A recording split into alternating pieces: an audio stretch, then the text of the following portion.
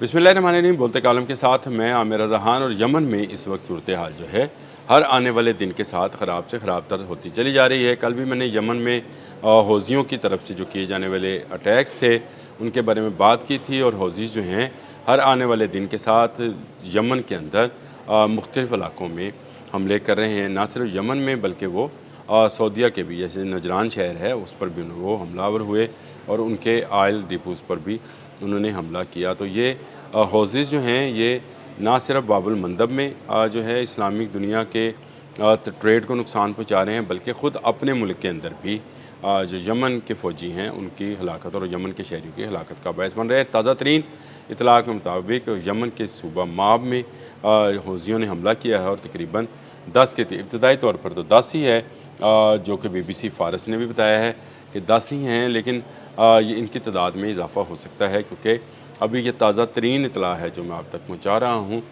इसके बाद जो इतलात आएँगी उसमें नुकसानात का पूरी तरह से जायज़ा लिया जाएगा। हौज़ीज़ जो हैं इनके हौसले बहुत बढ़ गए हैं। इन्होंने जो है इर्द गिर्द के ममालिक को तंग करना शुरू किया हुआ है और इनकी सरकोबी ज़रूरी होती चली जा रही है। वजह यह है कि ये अपने ही लोगों पर हमलावर हैं, यानी अपने ही मुस्लिम ममालिक के लोगों पर ही ये हमलावर हैं। ये हमलावर नहीं हैं किसी गैर मुस्लिम के ऊपर, किसी ऐसे कंट्री के ऊपर जो शाम, लेबनान, गज़ा में कहर ढा रही है। ये अपने ही फ़ौजियों पर हमलावर हैं, अपने ही लोगों पर हमलावर हैं। तो ये एक तरह की, मैं ये समझता हूँ, आप उसको जो मर्ज़ी इसका नाम दे दें, लेकिन ये एक तरह की दहशत गर्दी है। इसका जो है इनको हौज़ियों को जो है ख़्याल करना चाहिए कि वो मुस्लिम दुनिया को कमज़ोर कर सकते हैं। इसी तरह उन्होंने बाबुल मंदब में जो बंदिश लगा रखी है वो सऊदी जहाज़ों पर लगा रखी है। उन्होंने बाकी किसी जहाज़ को जो है रोका नहीं रोका है, लेकिन सिर्फ सऊदी जहाज़ को जो तेल और बाकी तजारती सामान के साथ सफ़र करते हैं उन पर उन्होंने मज़ाइल और गोलाबारी की है। तो एक प्रॉक्सी जो कि लड़ी जा रही है यमन के अंदर, इसकी सरकोबी बहुत ज़रूरी है। सऊदी अरब ने इस हवाले से एक पूरा इत्तेहाद बना रखा है। तुर्की अल माल्की जो हैं इस फ़ौजी इत्तेहाद के सरबराह हैं और उन्होंने अगर कदम उठाया तो फिर वो इंतहाई सख्त कदम होगा, क्योंकि सऊदी अरब ख़ुद बज़ाते ख़ुद एक बड़ी फ़ौजी क़ुव्वत है, लेकिन वो शायद यमन के शहरियों की हिफाजत के पेश नज़र ऐसे हमले जो कि शहरियों को नुकसान पहुँचाएँ उससे गुरेज़ कर रहा है। और ये सऊदी अरब की, मैं ये समझता हूँ, बड़ापन है। अगर गौज़ियों को ना रोका गया तो ये जंग मज़ीद फैल सकती है। देखिए, आपने हरमज़ में ओमान और ईरान के अगर मुज़ाकरात हो सकते हैं तो बाबुल मंदब पे हौज़ियों और सऊदी अरब के मुज़ाकरात क्यों नहीं हो सकते? चले सऊदी अरब के साथ नहीं तो यमन की गवर्नमेंट के साथ मुज़ाकरात क्यों नहीं हो सकते? ये जो ना मानो वाली रट है, इससे नुकसान सिर्फ़ और सिर्फ इस्लामिक दुनिया का हो रहा है और इस नुकसान का खमियाजा भी इस्लामी दुनिया को भुगतना पड़ेगा।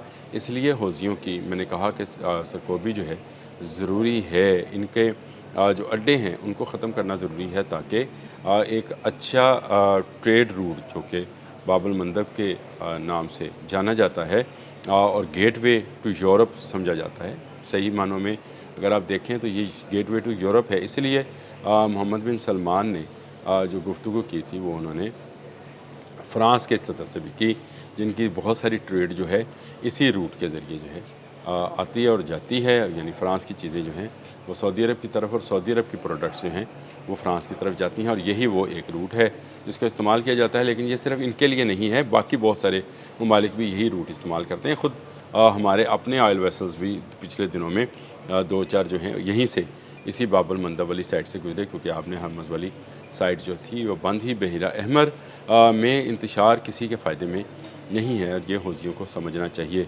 हौज़ियों के हमलों से ख़ुद यमनी लोग जो हैं अब शहीद हो रहे हैं और ये शहादतें जो हैं ये रंग लाएंगी और जब रंग लाएंगी तो फिर कोई गिला शिकवा किसी के साथ नहीं बनता है कि ये क्यों किया जा रहा है। हौज़ीज़ को इस वक्त जब दुनिया अमन की तरफ जा रही है, जब आपने हरमज़ में जंग बंदी है, ईरान और अमेरिका और ओमान चाहे किसी तरीके से भी, इधर से नहीं उधर से कान पकड़ के ही मुज़ाकरात हो रहे हैं, इन मुज़ाकरात को जो है उन्हें उसका फ़ायदा उठाना चाहिए, अमन को मज़ीद आगे बढ़ाना चाहिए और अपने जो इख्तलाफात हैं उनके ख़ात्मे की तरफ जाना चाहिए। आखिरकार टेबल पर आना है।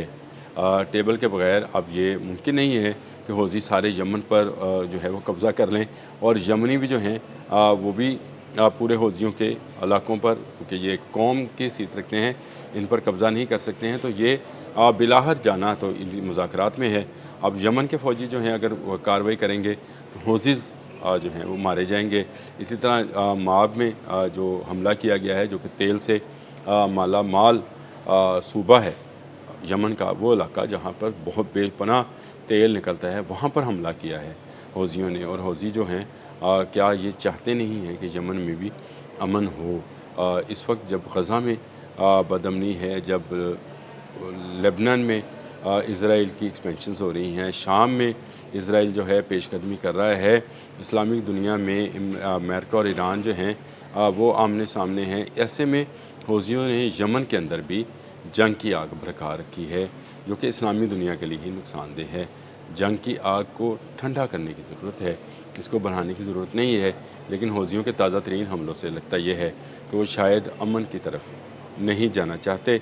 अगर वो नहीं जाना चाहते तो फिर इनको सबक भी सिखाया जा सकता है, क्योंकि दुनिया जो है वो अमन चाहती है। दुनिया चाहती है पुरअमन तरीके से ट्रेड हो। दुनिया में तेल की कीमतें जो बहुत ऊपर चली गई हैं, खाद की कीमतें, गैस की कीमतें जो आम आदमी की पहुंच से दूर होती चली जा रही हैं, उनको जो है कम किया जाए। इस वाले से यमन का अमन जो है बहुत ज़रूरी है। और मेरा ख्याल है ये लफ्ज़ अच्छा है, यमन का अमन। यमन का अमन जो है ये बहुत ज़रूरी है। इसके लिए हौजियों को जो है आगे बढ़ना चाहिए और आगे बढ़कर जो है मुज़ाकरात की दावत देनी चाहिए। जो इख्तलाफात हैं वो मिल बैठ कर हल करने चाहिए। लेकिन ये अगर इसी तरह अपनी हठधर्मी पर कायम रहे तो आप देखेंगे कि बहुत जल्द जो इसके अगेंस्ट रिएक्शन आएगा वो इंतहाई सख्त होगा, जिससे हौजियों को ही नुकसान होगा। हौजी इस मुल्क पर कब्ज़ा नहीं कर सकते हैं और किसी दूसरे मुल्क को फ़तह करने की ताकत नहीं रखते हैं। जब आप इस तरह की ताकत नहीं रखते और हैं भी दोनों तरफ मुसलमान ही, तो फिर आपको मुज़ाकरात करने में देर नहीं करनी चाहिए, ताकि आने वाले दिनों में इस इलाके में भी अमन हो। और अमन होगा तो इस्लामी दुनिया जो है ये मजबूत से मजबूत तर होती चली जाएगी। नहीं तो जो बदअमनी है उसकी तो इसका तो फिर कोई एंड नहीं है। ये जंग है जो बढ़ती बढ़ती फैलती फैलती आलमी जंगों की तरफ ले जाएगी। और आलमी जंगें जो हैं वो किसी के फ़ायदे में नहीं होंगी, चाहे वो सुपर पावर्स हैं, चाहे वो इस्लामिक पावर्स हैं, चाहे वो छोटे गरीब ममालिक हैं।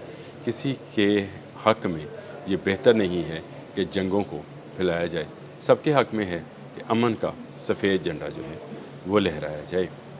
यमन के हौजी यकीनन जो हैं वो इस बात पर ज़रूर गौर करेंगे कि उन्हें इस्लामिक दुनिया को बखेरना नहीं है।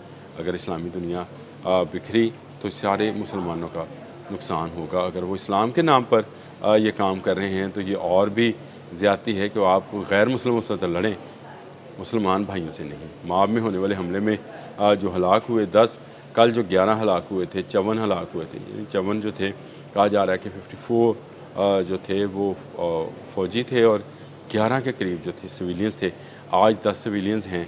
फ़ौजियों का पता नहीं कितना नुकसान हुआ आने वाले कुछ चंद घंटों में। जब आप व्लॉग सुन रहे होंगे उस वक्त शायद ये ख़बरें आ भी जाएँ कि वहाँ पर कितना नुकसान हुआ। अभी तक तो 10 की इतला है। अल्लाह पाक हम सबको अमन और सुकून से रहने की तौफ़ीक़ अता फ़रमाए। अब तक के लिए इतना ही। अल्लाह हाफ़िज़।